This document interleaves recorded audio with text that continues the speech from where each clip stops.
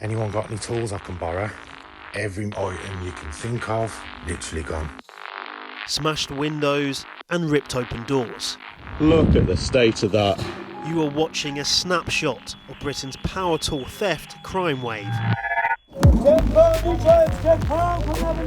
I went on the journey to find out where the gangs were selling the millions of pounds worth of tools they steal every year. Right now the police are in a game of cat and mouse, and we investigated whether the police and government are doing enough to stop the organised tool theft gangs. Where have they all come from?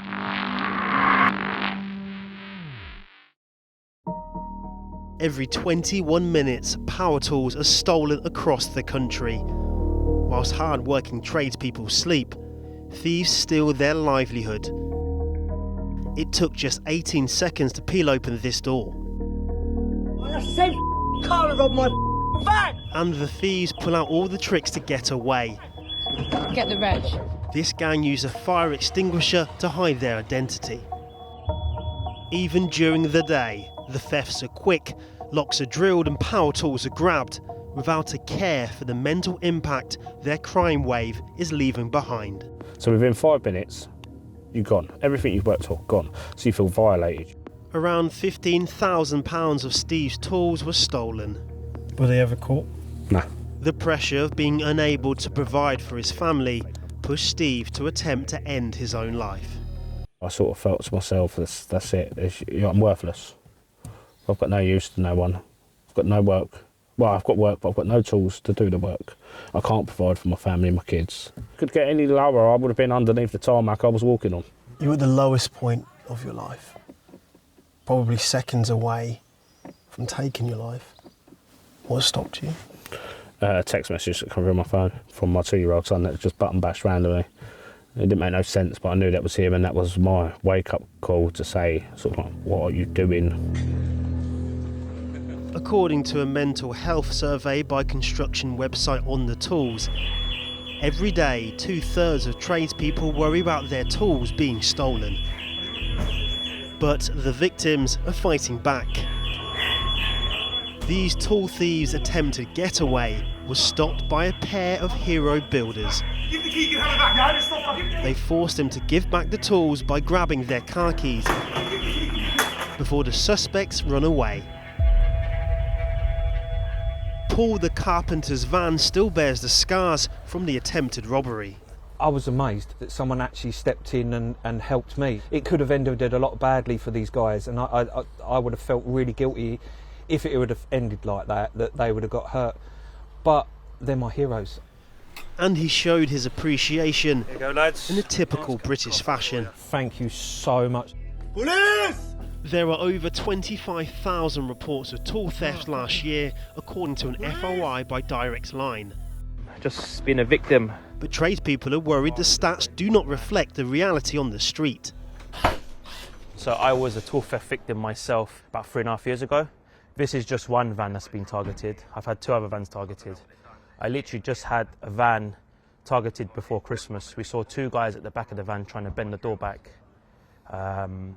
You know, it's non-stop. But yeah, insurance-wise, so a lot of people now, we're scared to claim. 2 Londoners, a window restorer and a gas man, have become the leading figures tracking down the thieves and pushing the police to act. I joined their crusade to unmask the tool thieves. At the crack of dawn up and down the country, fields are turned into car boot sales. Some goods were bargained due to being second-hand or bought wholesale. But I suspect the lack of regulations makes boot sales a primary location for criminal gangs to get rid of large quantities of tools for quick cash-in-hand sales. Boss, this is £5, but if you take this right now, £4. One trader backed up our investigation. There are genuine people here making bread. We buy and we sell, okay? But you're saying there's other gangs that sell stolen goods? Of course, there is different type of gangs working in the markets. There's one gang that they'll steal people tools and sell them here. For the first time, the Met Police and Essex Police joined forces to take on the tool thieves.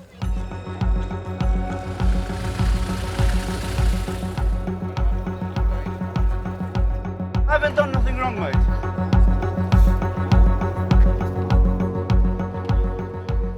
The suspected criminals the police were looking to catch and the power tools they were aiming to retrieve were nowhere to be seen. Right now the police are in a game of cat and mouse.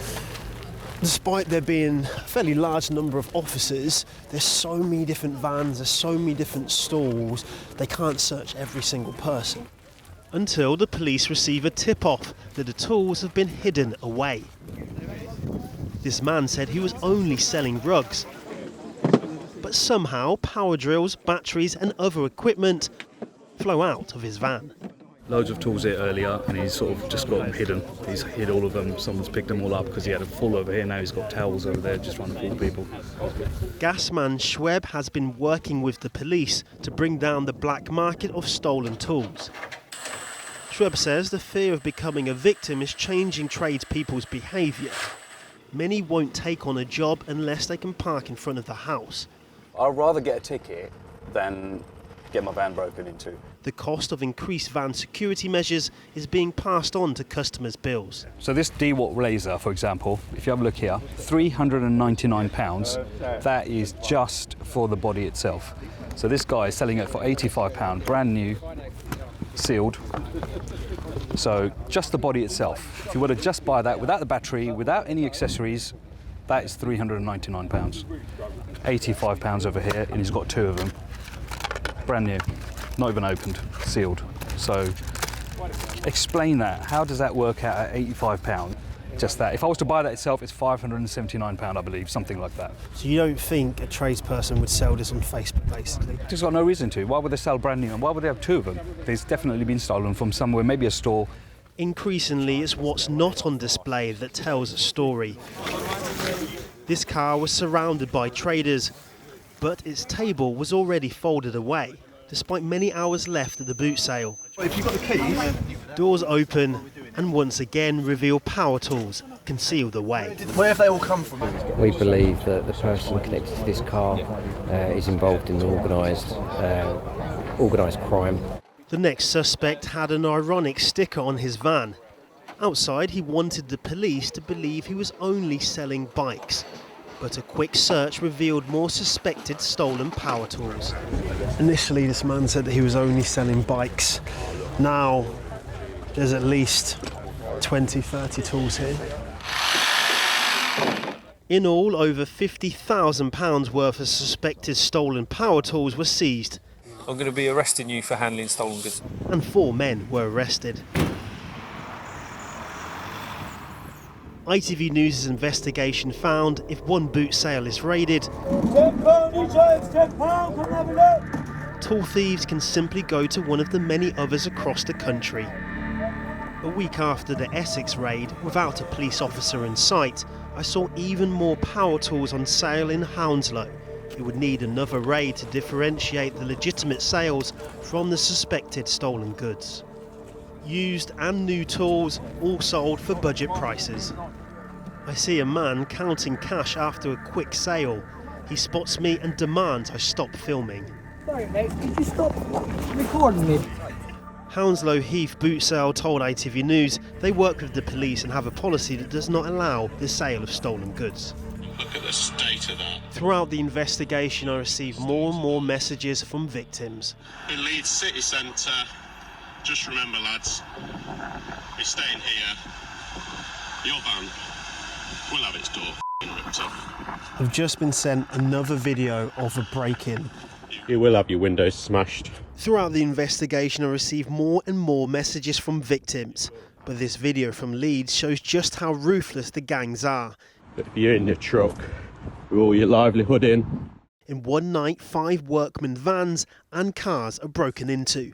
Windows smashed, doors drilled, only insult to injury left behind. Leave your boots on the ground. Look at the state of that. I called the victim to find out how he's feeling. Hello. Hi Josh, it's Antoine Allen from ITV News. How are you doing, mate? Not bad, mate. Yourself? Yeah, I'm good. I've just seen the video. How's the break-in affected you financially and mentally? Oh, it's cost me about £2.5–3 grand. Wow, wow. Have you been a victim of tool theft before? No, first time. How have you felt since the incident? It's just you're constantly paranoid then. You hear a little sound at night and you're like, what's happening now? And you're just constantly checking your vehicle, make sure it's all right. In terms of work-wise, just how long would it take you to try and earn the money to be able to fix your van? Oh, it's going to be ages. I've seen how brazen these people are. I joined the window restorer turned activist for a trip to Denim Farm boot sale to see if we could track down Josh's tools. Frankie, you've been up and down the country going to boot sales. What's the worst thing you've seen? What's surprised you the most? It's just how brazen they are, you know, how they could have tools across the floor, you know, hoods up, sometimes even wear balaclavas when it was winter time, and hiding number plates with t-shirts and opening the doors so you can't even see the number plate. And it's just stuff like this is like, wow, really? Like, you can just sell stuff so openly in broad daylight. You know, someone's livelihood is really bad. And you believe this is not just petty thieves, this is organised crime? Absolutely. This is very organised, and this is from high-level organised criminals that have networks across the country. It's not just happening in London. It's happening all over the country, and it's not slowing down. At the entrance, a sign says selling power tools is not allowed. I've seen a few different pictures that look like they're selling something. I think we're going to have to go inside and see exactly if they've got some power tools. We walk around and can't see any tools for sale openly, but there are lots of batteries for power tools. The question is, where are the drills? Frankie investigates. The man he speaks to quickly shows him that the tools are hidden inside the van. Are you ever afraid that when you're trying to expose the thieves, they might want some kind of revenge? All the time, you know, fear for my safety. And every day is always a day where we're exposing a face, a tool thief, and, you know, security. We're always on edge. Denim Giant Car Boot told ITV News they have a zero tolerance to the sale of stolen goods. Earlier in the year, tradespeople protested in front of Parliament. The tradespeople I speak to, they feel the police are not doing enough, and especially that their voices are unheard. Now it was my turn to put our investigation directly to the government. I can't say to you, we do one thing and it's going to solve the problem, but we recognise that there is much more that we need to do. I think with the boot sales, there is something you can do. The thieves know they can steal tens to hundreds of power tools and they can sell them on quite quickly every Sunday across the country. So is there no way that there can be more regulation at these boot sales? Well, I think that's certainly something I'm willing to go away and look at now you've explained that to me. A bill proposed by a Labour MP says 94% of stolen tools are never fully recovered. Will the Prime Minister include my bill as we review sentencing and justice so the punishment finally fits this crime? The theft of tools isn't just a violation, it can mean thousands of pounds of potential work lost with a huge impact to businesses and to families. Sadly, tradespeople can't afford to wait for the government to act. In a joint event with the police, anyone that uses power tools would be encouraged to mark their tools with an invisible liquid. Under UV, it illuminates blue. The mark can help the police reveal who the true owner is. For two main reasons, really. First one, ideally we increase our chances on getting those tools back to the rightful owners because we can link them directly back to a victim. But also important for us as a police force is to be able to get a conviction, secure conviction on the criminals that have stolen those tools in the first place. More often than not, when we do get these good results and we do recover tools, it's so hard to put an owner to those tools. And of course, if you haven't got an owner for those tools, you haven't got an offence of handling stolen goods, so we then can't proceed with an investigation for that offence. What happens to the tools that you do get back if they're not marked?